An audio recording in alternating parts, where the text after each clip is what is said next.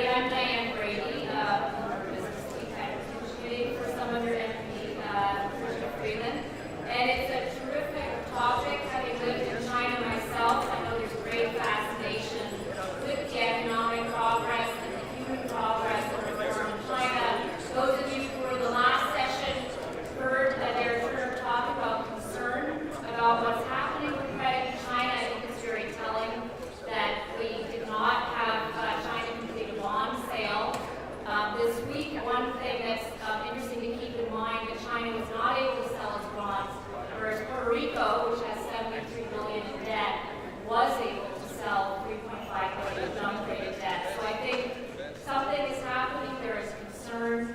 At the same time, I think a lot of the Western countries, clearly we've been looking at China as a critical part of the supply chain, as consumer commodities, as an investor, clearly in U.S. debt, and more as a consumer of our goods, our shampoo, our automobiles, our higher education.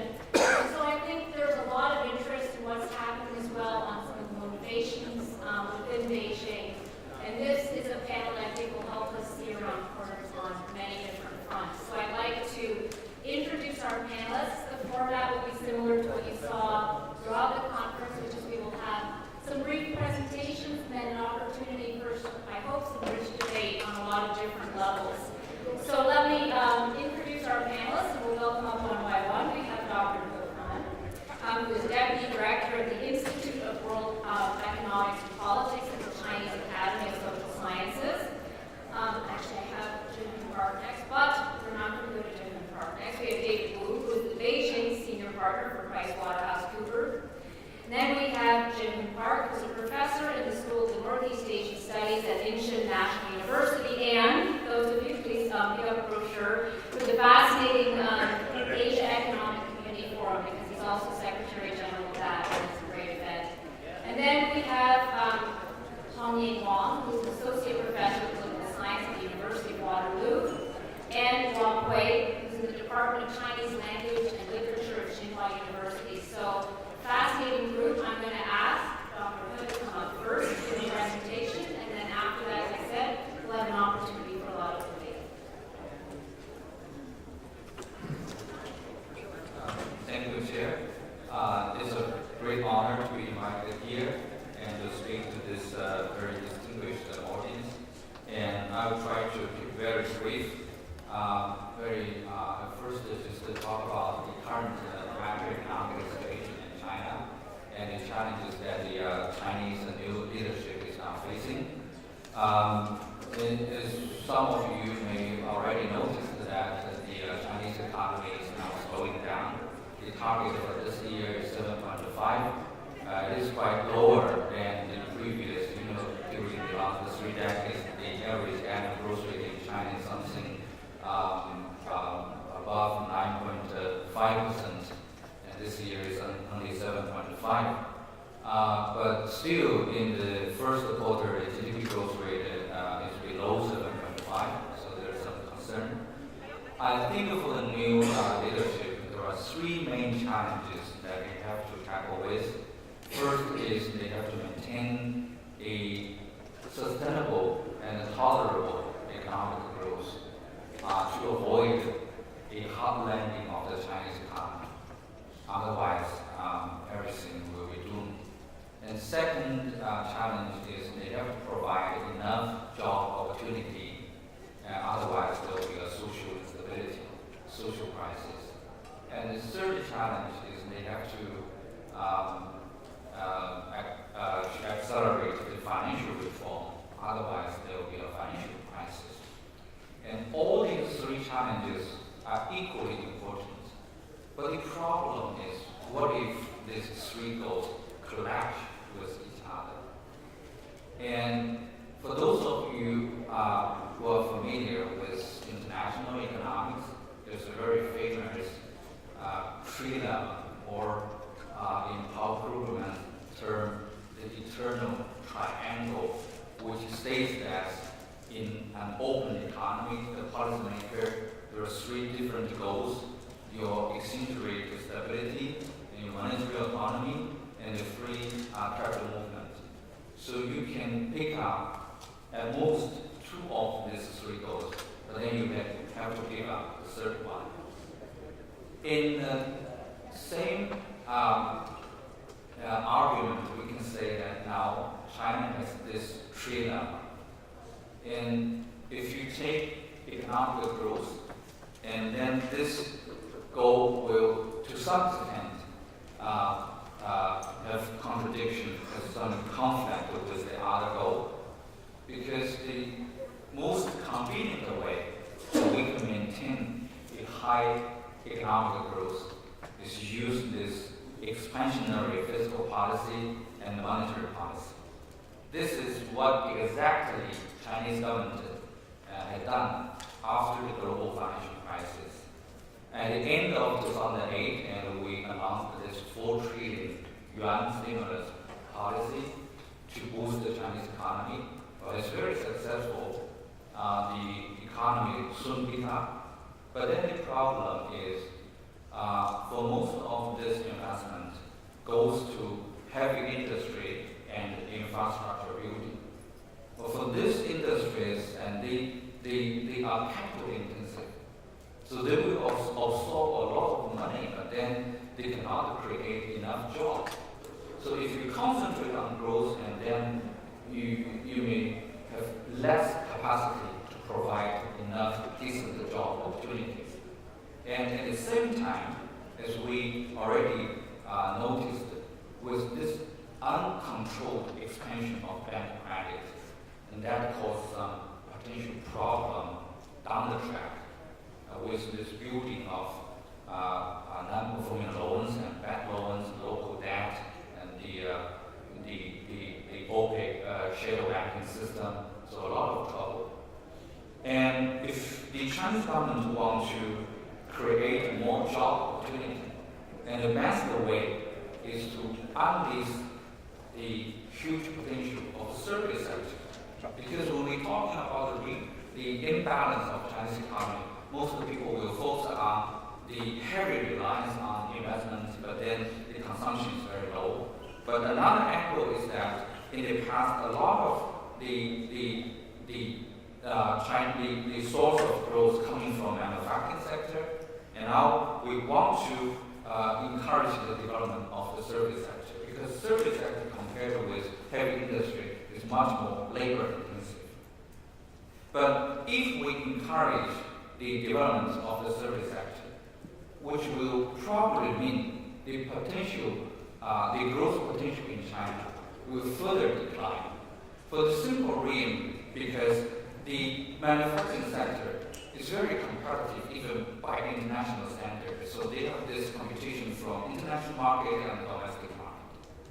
But then for service sector, it's more like a monopolistic competition market. So they are mainly focused on domestic market. And then it's very easy that they can distinguish your service from your competitors. And it's very easy that you can have the government intervention on the local domestic market. So, and also you can see that there will be more easily technology progress in the manufacturing sector, because it's very easy to transfer from international trade and international investment. But in service sector, a lot of technology is tacit knowledge. It's very difficult to transfer to China from other countries. So the conclusion is that with the further expansion of the service sector in the GDP share, and you see a further decline of the growth potential. And that will also have some pressure on the financial market, because there will be further prolonged devaluation, and will be probably a long period of very bearish the financial market. And if the government wants to reform the financial system, and the best way is to take some cost of slowing down the economic growth, and then to clean up this huge expansion of credit, the bank credit, and then to tighten the regulation. But then if the government have a very radical financial reform, and it may trigger a hard landing of the Chinese economy. And then it will cause very serious problems, both economic crisis and social crisis. And it may also lead to a backlash of this market-oriented reform. So what's the implication? The implication, I think, is the policy has to be prioritized. And we think that the most important thing for China now is economic growth. So probably in the future, there will be some kind of stimulus policy adopted by the Chinese government, but a different one from the previous 4 trillion, rapid 4 trillion stimulus policy. And then the second thing is the government has to accept the reality that with reform or without reform, with rebalancing or without rebalancing, the future growth potential will drop inevitably. So they have to target at a lower GDP growth rate, but at the same time, they have to put this job creation into a more important policy goals. And then finally, I think, probably given this background, the government will be more cautious on financial reform. So the financial liberalization, like the capital account liberalization and the interest rate liberalization and this shadow banking system, I think that this is still a problem and we're still working on that. But given this background, probably you see a slowing down of this financial reform, and then they try to keep a balance of, on the one hand, maintain a tolerable economic growth, and at the same time, with the hope that if we can maintain this growth trajectory, and then we can gradually grow out of this problem. And this is one of the most important lessons we learned from the last 3 decades of Chinese reform. For those most difficult problems, like the reform of state-owned enterprises, it's not by directly tackling with these problems. So for the most difficult problems, often it's not been solved. It's been forgotten because you have other results, like in the SOE reform, you have this mushroom of the private enterprises, and they take a larger share of the economic growth, and they can provide more job opportunity, and gradually the reliance on SOE is declining. So by the same token, we hope that if we can maintain this sustainable economic growth, but lower economic growth, and then gradually we can solve all the problems down the track outside here.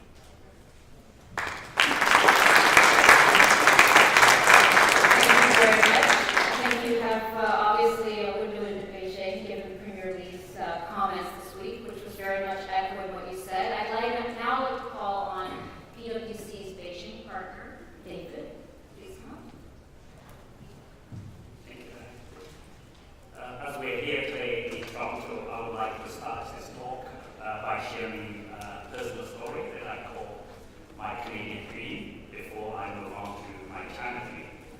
As a young boy, grew up in China in the 60s and 70s, but I have never imagined of being here on this stage. The first Chinese sentence I learned to write was "Long live Chairman Mao." The second I learned was "We must liberate Taiwan." And the third sentence I learned was "American imperialism is a paper tiger." Thanks to Deng Xiaoping's university admission policy, I went to university in Hangzhou in '81 at the age of 15 and learned to use abacus as a basic accounting tool. Growing up in a village, I was not taught in English. I was not taught English in grade schools. In '82, there were 2 American graduates came to my college to teach us English. And my English improved quickly, and my interest with the Western culture increased as well. I even began to wear a pair of blue jeans given to me by my American teacher as a gift. Around that time, the University of Regina in Saskatchewan, University of Regina in Saskatchewan, Canada, started to offer scholarship to students majoring my college in Hangzhou, China. In the early 80s, the opportunities to study abroad were few, so I studied hard and scored well on my English exam and won the scholarship. This was a life chance for me, to realize my Canadian dream. But at that time, the Chinese society, however, was very much more conservative, and the Communist Party was very cautious about letting people study and living abroad. When the school party officials learned that I wore a pair of blue jeans, I broke the rule of having a girlfriend, and even worse, that I had good friendship with 2 American English teachers. My permission to study at the University of Beijing was revoked, and my exit visa out of China was cancelled. The party officer also took away the Western suit that I had purchased for studying in Beijing if I even worn it once. Although my dreams were crushed and I was completely heartbroken and felt helpless at the age of 17, I have always hoped that I would have the chance to say thank you to the University of Beijing and to my Canadian friends here for giving me an opportunity in 1983. That was about 30 years ago. Now that you know my story, and you can understand how grateful I am here to have this opportunity to speak to you in Toronto. If it were not in Canada, I might not have traveled so far to be with you today. Ultimately, this is the stage for glamorous economists, not humble encounters. I'll be very quick because I'm giving me only 5 minutes. I'll be very quick. I think when we talk about economic progress since 1978 in China, people forget some of the very important factors that occurred in China. The accountants, we only look at the things which is recorded on the book, but actually very many things that's not recorded on the book. For example, the assets, human capital, liabilities, the impact on environment. I would just like to highlight a few of these that was not recorded in the book. First, to attribute to China's economic growth, that's the work ethics. Because our people, in 1978, just come out of very, very poor background, and they want to live a better life, and they want to give their children a better life. So they really work hard. And I think this is just very easy, for Chinese people just to work very hard. And I think this work ethic attribute to the success of our economic reform. Second, we were lucky. The Chinese people boast that we invented paper making, printing, gunpowder, compass. And China actually has benefited the most tremendously the wave of the technological development that is internet.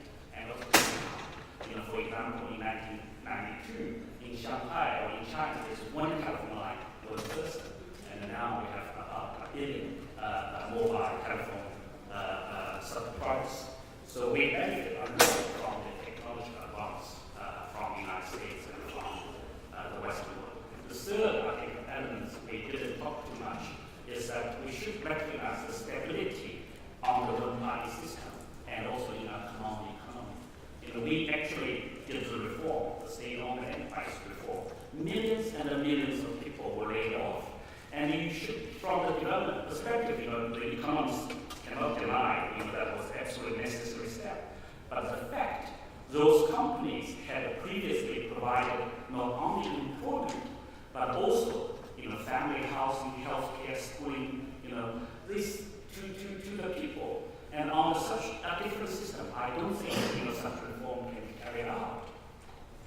Now let's move to talk about my China dream. When we talk about the China dream, which Xi Jinping pointed out, I think we should remember 2 important dates looking forward. The first important date is July 1st, 2021. And by July 1st, 2021, the Chinese Communist Party will celebrate its 100-year anniversary. And it's only 7 years away. And I think the Chinese Communist Party, under Xi Jinping's leadership, will do everything to stabilize the economic growth and also to achieve the objective of a middle-class society. I think that's what we need to remember. And that's also important. Xi Jinping is a very visionary leader, and that brings me to the second date, which is very important. That is October 1st, 2049. And by that time, China will celebrate its 100th anniversary of the People's Republic, the new China. And that is important because that is 35 years away. And I think Xi Jinping is a visionary leader, and I hope he will set up the direction. But very true, to be honest, in what we expect in 2049, that's 35 years away. But what I do know is that 35 years ago, that is 1978, there's no way that I can imagine the good China we have. So looking forward for 35 years is important. But at this moment, let me still take you back to the village where I grew up. My mother and my father still live there, along with a population of 2,500 people, comprised entirely of the people older than 50 years old and younger than 15 years. While I'm here wearing a suit and a tie, sharing my thoughts with the world's most influential economists and policymakers, my mother and my father have no access to any pension at all. And we talk about financial services and real economy. My parents have never purchased any insurance products. Their only financial assets are cash and some small balances of bank deposits. Their house, in which generations of my ancestors lived, as well as the land on which it was built, does not belong to them and must be returned to the government after their death. I cannot inherit the rights of that piece of land, nor own that house, because I no longer have a residence permit in the village. Now, the hukou system, the house registration system, or the residence permit system, was originally implemented in 1958 to prevent China's rural population from migrating to the cities. In today's words, it's a political system established to stop urbanization. Scholars in China and abroad have called this system China's two-segment society, or China's apartheid. The effect has been to ensure relatively high living standards in the city. Currently, nearly half of our population is relegated to this second-class citizen status. Any attempt to predict the future course of serious reform in China must take into account of this system and the difficulty of dismantling this hukou system. Dismantling the hukou system will require two major reforms.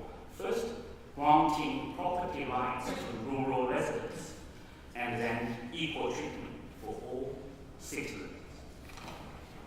The three basic elements or components of economic development. That's people, land, and capital. We talked about it this morning. And grant the property title to the rural residents and dismantling the hukou system will allow the first two major components of production, people and the land, flow into the market. So this reform will bring equality to all citizens, which then will entitle the new migrants to advance to a high level living standards. The urbanization process, combined with the reform of hukou system, will then reinforce the two drivers of China's economic development. One is investments in infrastructure. Second is consumption, brought with good life for another 300 million people. Taking into account all the above, I am more optimistic than most of the economists that I believe China's economy will continue to grow. In conclusion, I would like to leave you with two important messages. First, China is still a developing country. Even though it is the world's second largest economy, the per capita income is around 6,000. Half of the population at this moment, either live in the countryside or they are unregistered citizens as migrant workers in the city, and they are not eligible for any welfare benefits at all. When you visit China and see the sparkling skylines of Shanghai and Beijing, you are only seeing a small part of the country that is not representative of China at all. Second, I ask you to continue to engage and help China and provide opportunities for cooperation and development.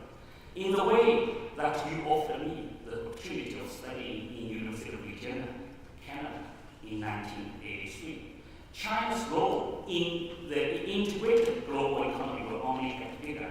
So every opportunity we have to improve our relationship is extremely valuable. Building a mutual understanding and trust will encourage and enable China to take on increasing global responsibility. Thank you.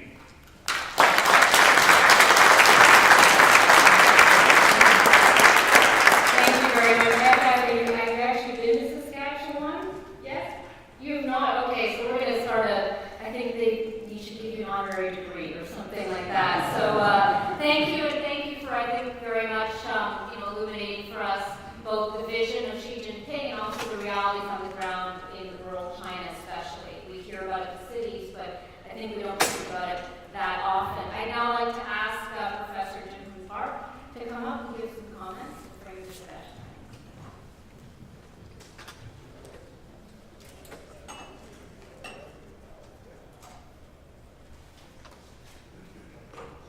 Okay, it's very pleased to be here and to be invited by actually President Robert Johnson. Today's my topic is about the Chinese economic model. I know that I am the only the Korean participant in this event, and actually I am not the expert on Chinese economy, but I have been studying Chinese economy in terms of comparative aspect. Actually, I'm majoring in Soviet economy when I was studying abroad, in the United States. After the collapse of the Soviet Union, I changed my major into some kind of comparative approach about the Northeast Asian countries. So.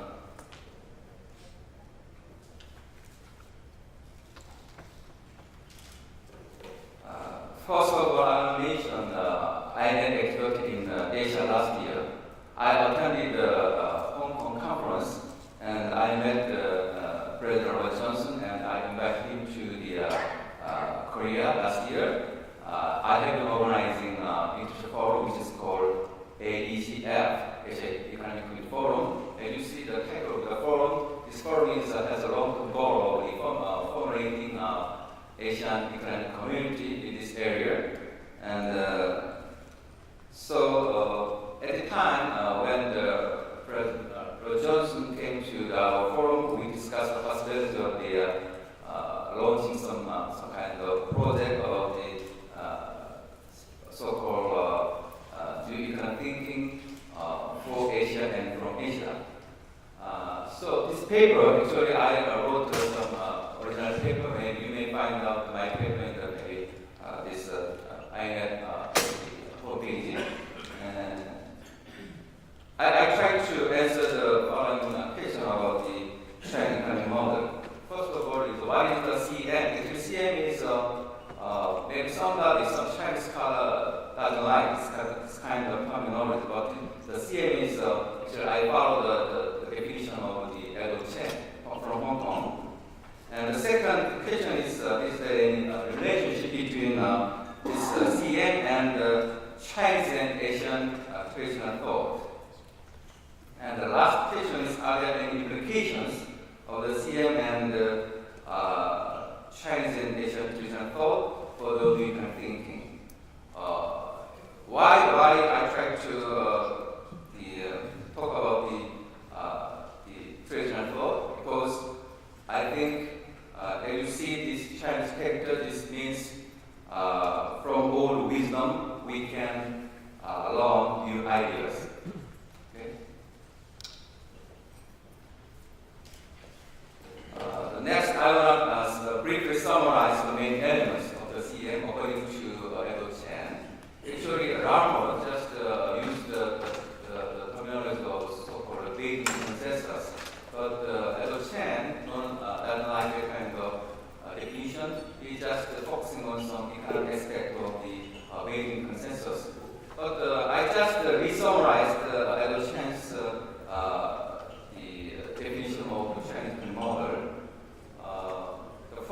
the important thing is the pragmatism, or maybe this is related to gradualism or experimentalism, but already, the Chinese leader, Deng Xiaoping, mentioned the Chinese-style pragmatism. It doesn't matter whether a cat is black or white. Only thing is, if the cat's mice is good cat. This is a very famous phrase about the Chinese-style pragmatism. The second element is the catch-up development strategy.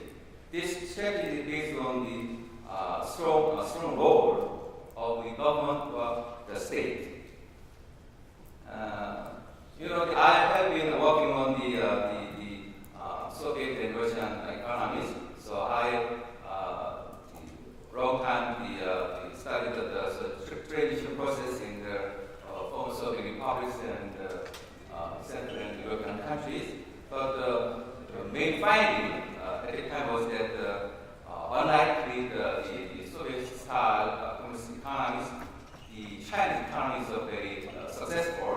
Why? Because they follow some different approaches. So, especially in terms of institutional and evolutionary aspect. So, we could say that Chinese economic model until recently very successful, but now they need new model because there are no more advanced model for China to catch up in terms of institutional building. So now I will briefly talk about the traditional thought and the relationship with the Chinese model. I guess all of you heard about the name of Confucius. Confucius actually made a very simple distinction among the pupils. One group is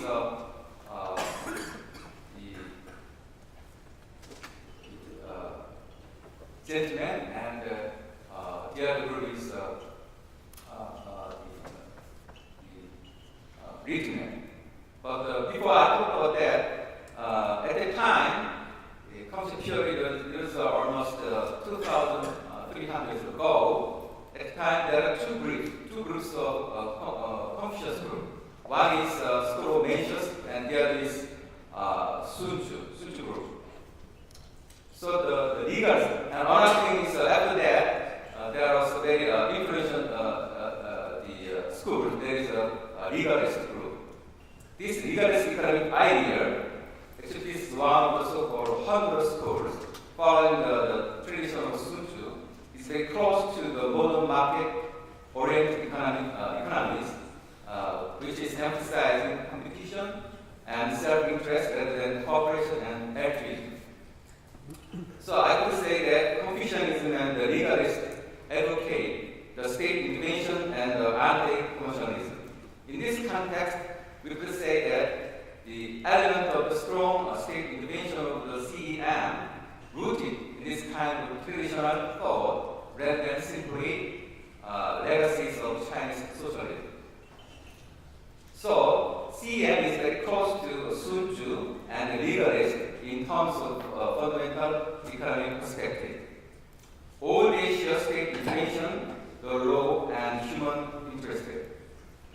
Since Han Dynasty, up to now, the idea of Sun Tzu and the legalists dominated the real politics of economy in China. On the other hand, the ideas of Mencius emphasizing the power of ordinary people and ethics rather than the power of ruler and law dominate the politics and economy in Korea.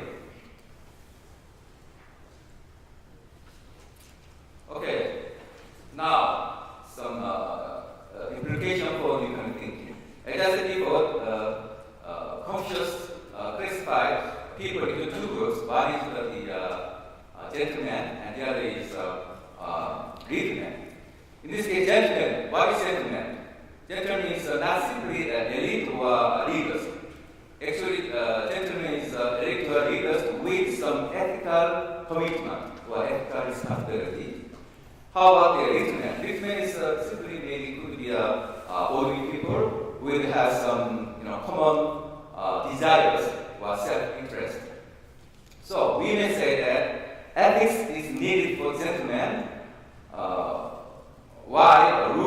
what roles are needed for the lead man.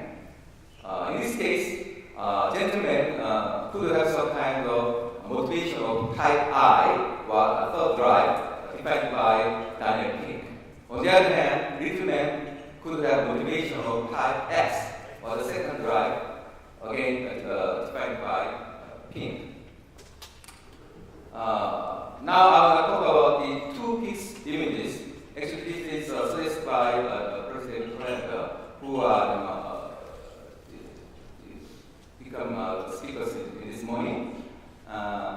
Twin Peaks, what is Twin Peaks? When we climb the mountain and find out the peak or summit, but unfortunately we find another peak which is higher than the first one. From this analogy, we could say that Asian people would feel that they have to tackle two formidable tasks. One is to learn to accumulate knowledge of Western economics, mainly in terms of institutional building. The second is to try to produce a new economic thinking suitable to Asia, which seems to be much harder than the first one. However, Asians do not have to lose a lot of attitude compared to Westerners. In this sense, they are easier to tackle questions in a fresh way. So now I will summarize new economic thinking for and from Asia. 3 points. One is this should be a start from going back to the basics, especially philosophical thought common to Asia and the West. Besides, instead of homo economicus, the new economic thinking supposes another type of human beings who have not only self-interest but also altruism and sympathy for the people, giving more values to freedom and right, while focusing on the role of the gentleman. This reminds us this conference topic, human at all. The second point is the economic thinking and from Asia embraces not only classical or modern political economy, but also inter or interdisciplinary or super disciplinary approach, including political economy and cultural perspective. This is related to holistic approach defined by psychologist Robert Nisbet. Second point is it stresses the golden mean approach, which is to search for balanced, harmonious, and optimal point to relationship between market and government, or individual hand and divided between theory, science, and reality, or policy art, not sticking to certain ideals of school or thought. So we need the golden mean between the Confucius, Sun and Mencius regarding the law, institution, and ethics. So my final conclusion is, in the 20th century, all we, as well as China, in the new paradigm, emphasizing the upgrade of pragmatism to the mean philosophy and the roles of ethics as a gentleman. So this is especially important to solve the issues of democracy and corruption in China. Thank you.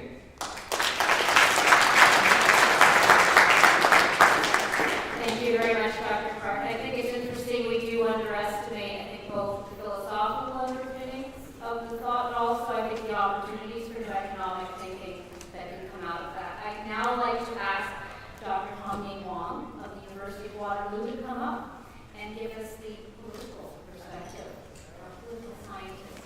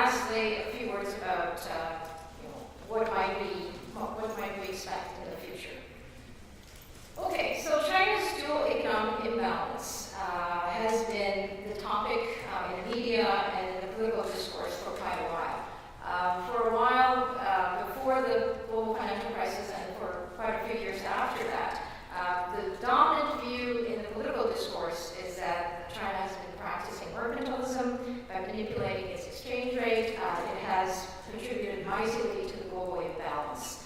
Now, more and more scholars have departed from that standard political position as they recognize the exchange rate is only part of the problem. It's actually perhaps not even the key solution to the issue of China's role in the global imbalance, because China's external imbalance really is a mirror image of its domestic imbalance. So I want to show you here a brief set of, maybe just one and another one coming later, chart. As you can see, in recent years, household consumption as a percentage of GDP has gone down in China, while at the same time the total savings as a percentage of GDP has gone up. And of course, the gap between the two has to be either investment or net export. So you have, as a result of that, very heavy investment focus on the Chinese economic growth model and heavy reliance on export. So in recent years, China has taken some steps. What I want to emphasize here is that maybe for Western media and policy commentators, rebalancing domestically is a relatively new concept. But for Chinese officials, actually, they came to recognize this very, very early on. Even in the aftermath of the Asian financial crisis, back then, China's leader Jiang Zemin already pointed out that China couldn't really develop its economy by heavily and relying on the international market, so we must expand domestic demand. So some of the steps include increasing income of the low-income households in China, improving the welfare so that people will reduce the need to save for education, for old age and healthcare and so forth. So some little steps have been taken in those areas, but still, household consumption as a percentage of GDP in China continues to be extremely low, about 35%, versus the world average about 60%. And what you see on your right-hand side is a chart that compares China with the very thrifty Asian neighbors. So we're not comparing China with the US or any of the developed European countries. We're comparing China with its neighbors. The whole region has been known as big savers, and still China stands out as having such an enormous amount of savings and very, very little consumption. So what I want to focus on just in the next few minutes is the political picture. The Chinese leaders know what to do, but it's been very difficult politically. One of the issues in China's policy making is the dominance of this statist, nationalistic kind of ideology. So what this says is basically China has had a century of humiliation now. The great Chinese dream is to regain its position in the world. So there's a lot of priority given to national, in this case often equated to state power and prestige. And this has been used to both motivate and justify very high corporate savings and government savings. And what you see in the chart here is that China's national savings, which have been very high, are not only made up by household savings, a lot of them are also corporate savings and government savings. So combined together, that's what puts China's savings at a very high level compared to other countries. So what you see on your right-hand side is a poster about Xi Jinping's new slogan, the China dream or the Chinese dream. Those of you who read Chinese, you will see the interpretation under the English subtitle is the revival of the nation is my dream. So the emphasis on the collective sort of national red state prestige and power is still very top priority for the current government. In addition to this sort of dominant ideology, we also have entrenched institutions, such as the financial system, the public finance system, which all favor the state-owned sector at the expense of households. What I wanted to point out is that there are such strong politically influential groups in China that favor this kind of system. So because it has created winners, such as the National Development and Reform Commission, the Ministry of Finance, state-owned enterprises, through their representative, which is a state asset and such, I can't remember the whole title, in the central government bureaucracy, the Ministry of Commerce, and very many coastal provinces and their governments that have thrived on the old export reliant development model. On the other hand, of course, if the rebalancing does happen, there are lots and lots of people who stand to gain: the households, labor, private enterprises, and so forth.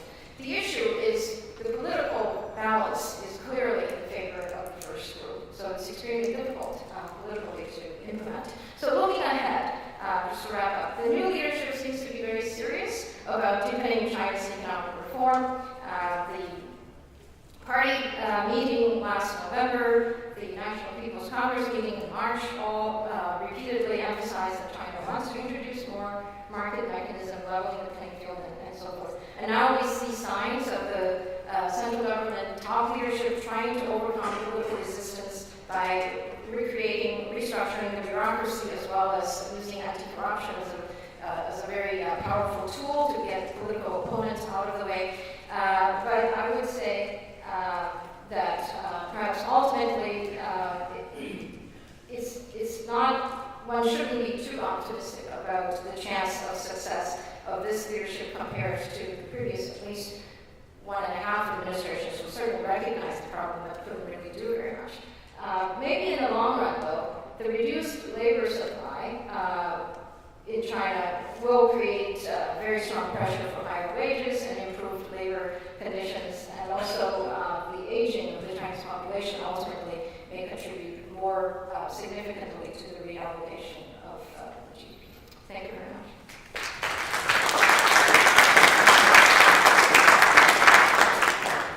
Thank you very much, Dr. Wang. And I think any conference that has human after all in its title would naturally call on our next speaker, Wang, who I think is one of China's great philosopher kings. He's in the Department of Chinese Language and Literature at Tsinghua University.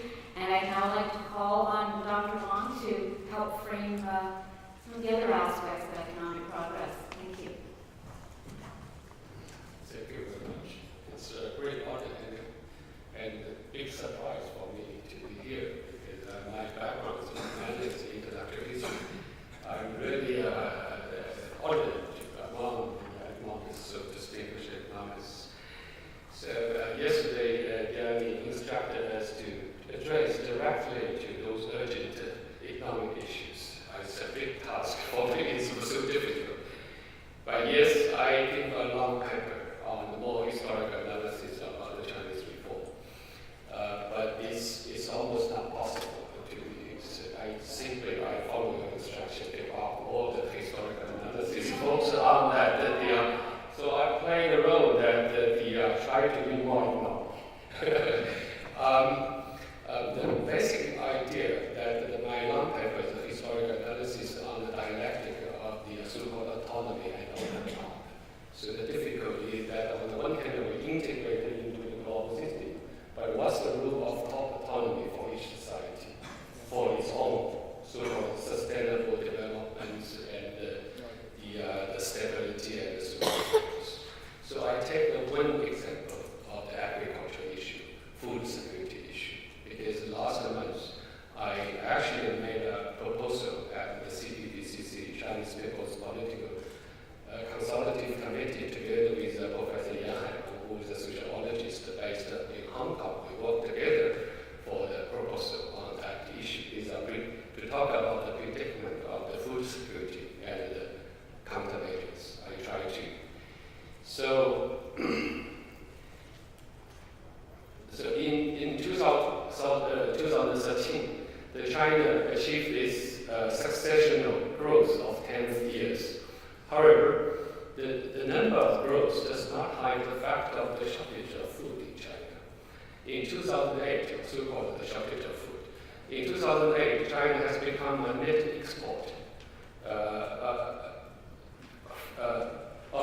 The net import from the net export of food, and the tendency is increasing.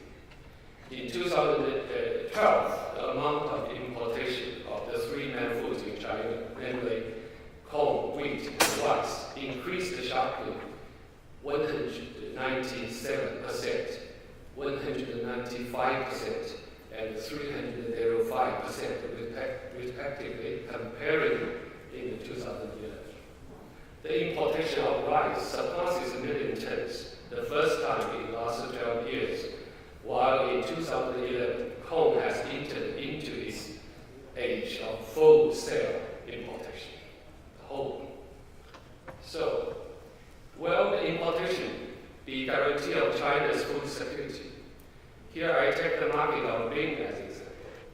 Now China consumes 60% of global bean market, and 80% domestic market of bean is occupied by importation.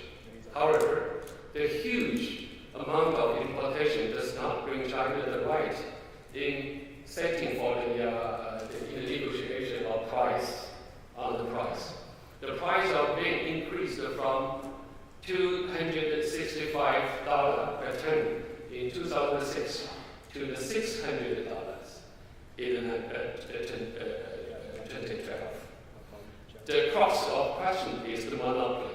It's not because of the only, from my point of view, it's not only because of the market and the price, but certain kind of monopoly of the few global companies in the industrial chain of being.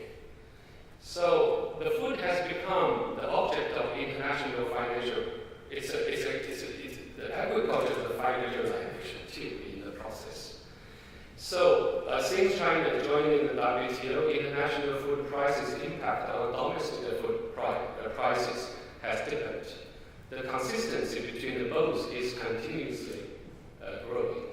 So China's domestic grain market and the prices are increasingly losing its autonomy. So it is given the density of population.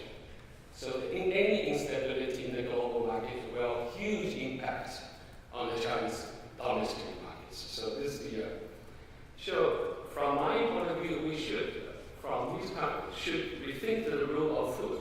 Food cannot be defined only as a commodity. It's a commodity, of course.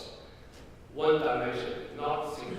The state and the society should take the food as a limited public good. It's a kind of the commodity, but not only the commodity, to manage and to curb wasteful consumerism.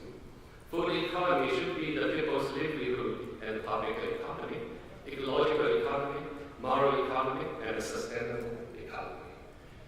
So I give you three dilemmas on these. The one is a food production system or regional division of labor prices in China. Because in China, now the last decades, we distinguish the system, two areas. One is the system, regional division of labor in food, based on the comparative so-called advantage, has shown a very serious institutional deficiencies. That was the sale areas and the production areas. The first is the sales areas is growingly short of food. The provinces classified as sale areas no longer bear the specific tasks of food production. The so-called opening sales areas makes that full liberalization in agriculture resources such as arable land, planting structure by the market to adjust, which quickly caused a sharp decline in sales areas of food production.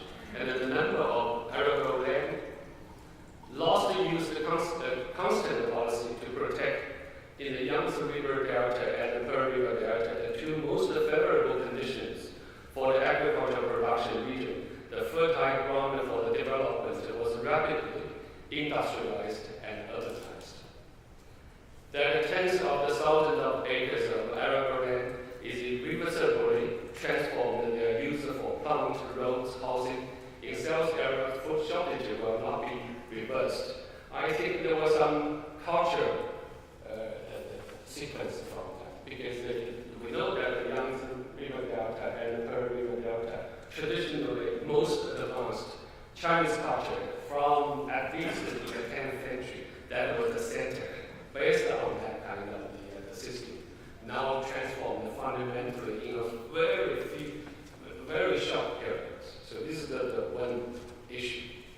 Secondly, the potential of man areas for production is shrinking. In the 13 major grain-producing provinces identified by the central government, only 5 provinces also can stable output of food security. That's Heilongjiang, Jilin, Inner Mongolia, Henan, and Anhui.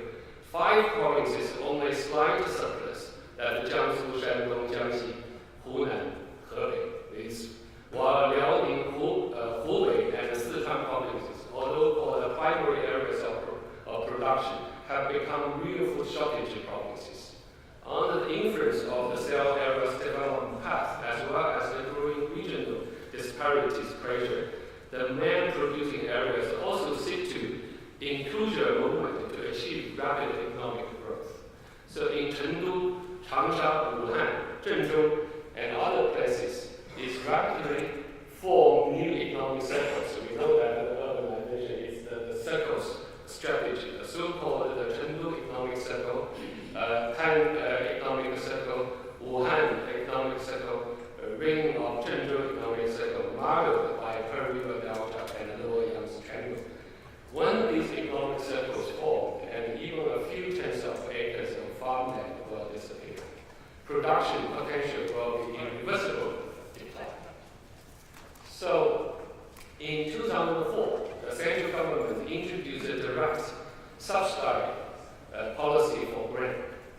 Although the temporary relief from the crisis of the system between the main areas for production and the main areas for sales has not been fundamentally designed to correct the distribution of yields. 7 sales areas food gap continues to widen, and irreversible. The internal differentiations in the 11 so-called the basic balance areas is intense. 13 the main producing areas, the production potential and the production capacity are facing new crises, more and more become spend force. So this is the first dilemma. The second one, I think it's the unsafety agricultural resources on the capital monopoly. The agricultural resources is facing challenges both from the overuse and loss of autonomy. The one excessive use of the pesticides and the fertilizers, soil and ecological overdraft series, threatening the security and the safety of agriculture and agricultural products. The second, autonomy of agricultural resource in production, distribution, and the price is under the serious threat of the monopoly sectors. Meanwhile, the extension system agricultural technology based on the profit-oriented market has lost its foundation and no more public service oriented. So agricultural pollution has become the China's largest source of pollution. We know that the fogs, the smoke and the fogs in the cities. But actually the agriculture pollution was the largest one, which is more than 30% of the total amount of the pollution. Our agriculture fertilizer application rate per unit area is 1.93 times of the international recognized safety limit. The soil has been heavily dependent on the chemical fertilizers. With addiction, the production capacity of the soil itself is reduced to the historical low. So in terms of agriculture production and the circulation, the global capacity monopoly has been a serious threat to, in that sense, to the Chinese agricultural autonomy. As in the field of agriculture foundation, the seeds are under the ruling for the monopoly. The global investment has accounted for 10% of Chinese corn seed market share, while the maize producing areas in Heilongjiang province, the foreign corn seeds such as German and Asian #1 and the Xianyuan 335, and is already accounted for 15% of the acreage. In addition, vegetable seeds market situation is more worrying. The Chinese vegetable seeds 2 to 3, which means 75% from foreign companies. Although the state has developed the policy on management approval and registration requirements for establishment foreign invested enterprises in crop seeds and other policies, which clearly requires the foreign joint venture enterprises to be held by the Chinese side. However, as the corn technology of breeding and variety rights have not entered a joint venture, the Chinese, even as a holding side, has no real control. So, in the field of the pesticides, the Chinese Pesticide Association 2011 data showed that in the main producing areas of crops, and the pesticide import market share has reached 30%. 6 giant multinational pesticides from Europe has become the major supplier of Chinese pesticide market. In the market of the pesticide in the past, in rice, the share of the foreign capital accounted for 3% in the past in 2013. The rice and wheat grass palm agriculture market is dominated by the global market capital. In some major rice producing areas, 90% of the herbicide market has been the Monsanto Roundup, the occupation. Moreover, the foreign pesticide price increases every year, resulting in increasing farmers' production costs. Pesticide companies in the joint venture themselves do not control the core technology. So the Chinese enterprises are merely cheap factory and bear the high costs of the environmental protection. This situation not only affect the Chinese agriculture, the market, but also for China, the threat to the whole industry chain of the pesticides. The Chinese pesticide technical and the price are losing autonomy. So I will stop to talk about third one about the transgenic, the food issue. But basically, our suggestions is kind of the work is from the team. One is that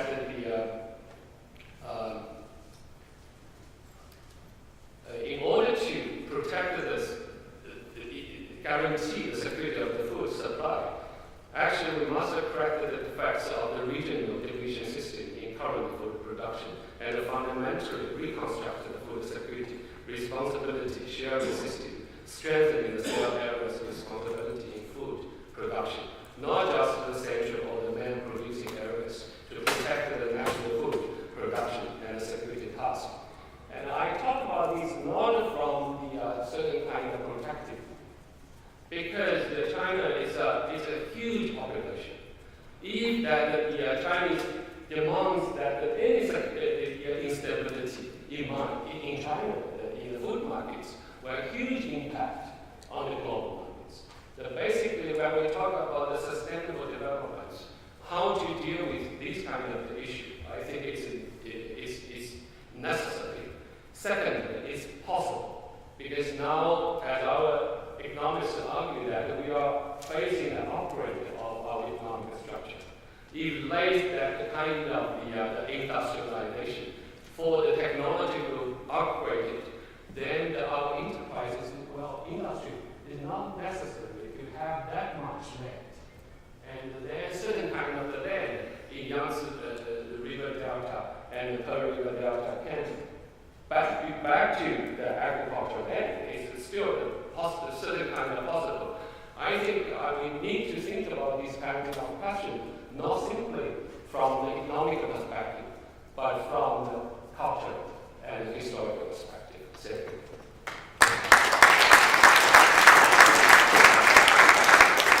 Thank you very much, and I think it's a fascinating reminder that there are many opportunities to engage differently with China, and that a country that is also one of the biggest polluters is also one of the biggest innovators in green energy, and that Canadians are certainly familiar with resource security, but we underestimate the food security issues. So I'm going to be respectful of the time. I know time is tight. I'm going to ask just a very quick question to the panel, and also if you have questions, please go up to the microphones there behind us.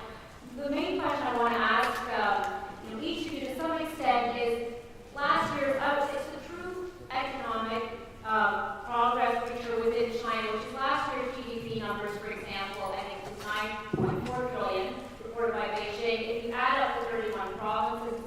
1 trillion more. And I think one of the issues that a lot of people look at when they think about China is what exactly is going on? What are the indicators that truly give us a picture of the health, both of the people and of the economy? And I'd love to hear, I can start actually, Dr. Millie, I've not heard from you in a while, but give us a sense of what you think is really important in terms of really helping people understand the issues that the government's grappling with right now. There's an anecdote from the WikiLeaks that says that when the now Premier Incheon was in Liaoning province, and he once talked that he never passed the statistics of GDP. But my observation is that if you look at the national GDP, and the quality is getting better. Some economists has done some exercise. There are two ways of looking at the GDP, one from the expenditure and one from the income. And then if you do this calculation, you can see that the GDP calculated from these two different approaches, they tend to converge to each other. So in this way, you can say that the GDP number, especially the national GDP number, is becoming more and more accurate. But then the problem is they look at the historical data. So the Chinese way is that the Chinese government has a tendency to try to smooth away the fluctuations. So if you see a GDP growth rate is something like 9.9%, probably the actual GDP growth rate will be above 10%. And if you see a GDP growth rate, say, is 7.1%, and probably it's below 7%. So what's 7.3? What does 7.3 look like to you since that was third quarter? 3 is more close to 7.5%, so I think they are still, they are getting a little bit nervous because it's below 7.5. But if the number is getting better in the second quarter, and then they will be okay with that. Now I'm going to, I'll have many more questions, I'm sure, but I want to also respect a very long line up here, so please. Two microphones here, by the way. Two microphones. So I'm going to go to microphone number 1 and then microphone number 2. Go ahead. Thank you. Thank you for taking the time to speak with us. I'll try to keep it brief. Many of us in the West have been very impressed with the huge economic reform that's taken place in China over the last few decades. Millions, hundreds of millions of people have been lifted out of poverty. We see that the political system there is much more efficient than ours in some regards in making decisions. But now we're increasingly seeing the inefficiencies in the political system in terms of rents extracted and corruption.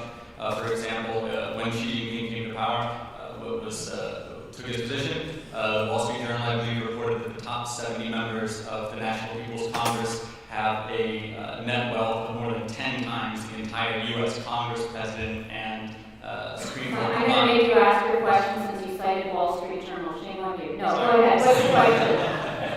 So my question is, he says he's going to hit the tigers and the flies. Okay, so he busts Jehoon, and his family is $14.5 billion in assets, right? But what about his brother-in-law? I mean, is there really political will to go after everyone when the corruption is endemic to the system? I mean, is it even possible for the party to police itself? Who wants to take on? Actually, I believe I'm going to go to Dr. Wang, our political scientist, Dr. Wang, and then Dr. Hongying to tell us, tackle that corruption, political will. Does Xi Jinping have the will for both of you? I think, of course, the corruption was a kind of the universal phenomenon now. So it's difficult to say that clean. You don't call it corruption. It's not possible. However, I think that I was impressed by the campaign, at least not satisfied, but impressed because it's a very serious campaign against the corruption. So the big tigers, of course, we expected more tigers. So it's always there. But the most important thing is that how to establish the legal and the discipline, the framework for that. So obviously the campaign was open up the way to that direction. This thing, I think it's still, if you compare, a lot of the problem is corruption is a big issue in China. However, if you compare China many other countries, in India or any other countries, if there's such a serious campaign, not necessarily eventually effective, it's still quite impressive. In that sense, I hope that there will be some result. Of course, it's in these basic, the model of development, it's difficult to have the real clean society. This is not possible, but whether or not we can set up the certain kind of the framework, legal and even the parties discipline framework for that, it will be helpful. Okay, now I'm going to actually, you'll be third. I want to go to the other mic back there and just quickly ask. And then maybe, Is it on? yes, it's on, we can hear you. People talk about SOEs and non-SOEs, but I hear state-owned enterprise. I hear very little historical perspective on this. Actually, I think the Chinese secret to Chinese success is the understanding of the Communist Party when to have SOEs do the job and when to allow companies that are not state-owned to do the job. Okay. And of course, I can't go into that whole analysis. We've done this analysis. But I think you really have to be looking at the development path of China. And what I hear when people are talking about models, talking about Confucius is all right, talking about this and that, you've got to look at the actual development path. So I want to know if anybody up there actually is looking at the interaction, the dynamic interaction of state-owned enterprises, non-state-owned enterprises, government policy in China's development path. And the presumption, I think, which is in the program, that state investment perhaps is lesser than investment in technology innovation, and it's a source of concern. Should it be a source of concern? I'm going to go to, is anybody nodding their head? David, I'm looking at you. Give us a sense of, when we look at the state-owned enterprise and the thinking around that, should it be as big a source of concern? It's a very good question. I think from historical perspective, China did a good job in the reform process that we actually managed to keep the state-owned enterprises and also, reform them with the help, from the Western society to actually become Fortune 500 companies. So this is actually a success. Professor Stiglitz called it, a stability from the China system, and China didn't fail the failure of deindustrialization in the process of reform. Now, your question is, second is much more important, the competition between SOEs and the private-owned enterprises. The last 5 years, the Chinese economy, we see, the policy was not pro-private-owned enterprises at all. And when you talk about those SOEs, after they reform, after they inject capital, they become institutionalized interest group which do not focus on interest at all. If you look at their income statement, some of their companies, they can have the chairman can have an office as large as this one, including bedroom, including an exercise room. They will not talk about shareholders' return at all. At the same time, they're taking over the competition landscape from the private enterprises, which is not good for innovation and for the future.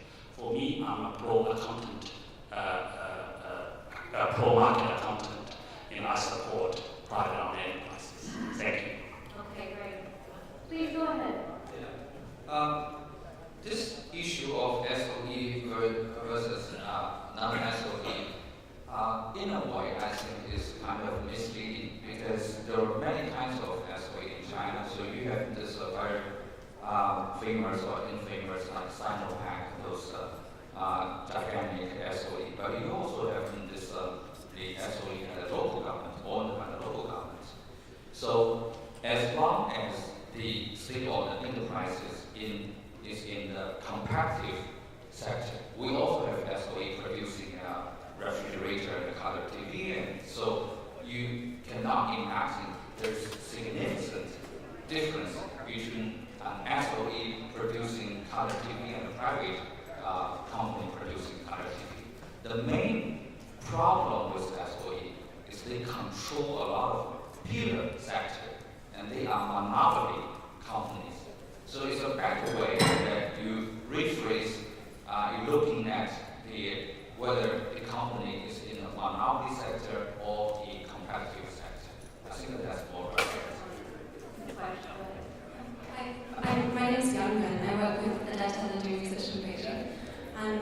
want to volunteer a new slogan, which is that old mainstream Western economics is also a paper tiger. And we can break through that paper tiger by looking at the assumptions that Professor Park was talking about, what we want to get out of the economy. So when you were saying that we need to rebalance, and also that the capital-intensive sectors do not generate enough jobs, I wonder, do we really need jobs, or do we need livelihoods? And if we need livelihoods, then if we had capital ownership by people like David Wu's parents, by my grandparents, if citizens of China owned a stake in the capital growth of the country, would that not be a way of rebalancing? I'm going to let Dr. Park, you were speaking about new economic thinking and the basis in China. Any thoughts on that point in terms of livelihood as a motivating? Frankly speaking, I couldn't understand your point, but I guess my main point was evaluating the current Chinese economic model based on this, their own traditional thought. So from that perspective, we could say that maybe it was very good, but maybe Chinese people could get, rebalance their policy or their reset their model based on their own thought, especially measures as emphasizing ethics and also emphasizing the role of the ordinary people.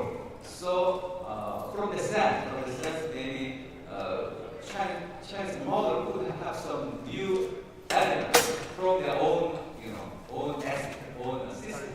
This is my opinion. Our last question, since we are already a little guest, will be the last question, and then I hope the other speakers can also questions can come up as we head off to lunch. But I want to be respectful of the audience. So go ahead. Okay. I think we're all excited about this development to see China coming back and what it was before in 1500. It was the largest economy in the world, even in GDP per capita. But what we're seeing now is, and there is a debate about should we in the West be afraid of having more competition on sort of low-cost labor, or will it shift into other areas like more innovation? And there was a mention of the SMEs. Actually, the dynamism in the Chinese economy is basically coming from the new firms. According to Gangbook studies, 8 million people in 2010 were employed in firms who were being created 3 years ahead of this. And now already twice or 3 times as much as venture capitalists concerned. So do we have to understand that there will be a shift more away from low-cost labor-based products into a more innovation-based And what does it mean for labor mobility? And I think certainly what David alluded to, the Hu system and how much that's reformed. Does anybody want to weigh in on that question before? Explaining my question. Final thoughts of really sort of where this innovation is in labor. David, any thoughts? Well, I think certainly, I think talent remains a very interesting issue. Go ahead. Professor Jehoon, I'll answer my way, even though I understand what you're saying. I call up, so loud voice of the Hu reform system. Basically, what I'm more concerned at this moment is people at my age, when I was in the village, when Incheon opened up, I had the opportunity to go to university and go to Beijing and study. And in Beijing University at that time, 70% of the students come from the village, 30% coming from the city. That is equal representation of the division of the population. At this moment, if you go to teaching in Beijing, 90% of the students coming from the city, 10% coming from the village. What I'm asking, for mobility, for all these social problems, corruption, they talk about, we want equal opportunity for young people. And for that, I'm very grateful to your president, to your institution, that you have a young scholars program. I think that's great. Yeah, no, go ahead.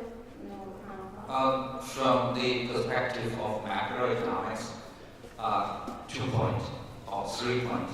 In the short run, we don't have a serious problem of unemployment. For the job market for migrant workers, there's still shortage of labor. Companies are competing fiercely for those labor force. And for the job market for university students and college students, you may heard that these young people are complaining about they have difficulty finding a job. But what they are really complaining is they cannot find a good job.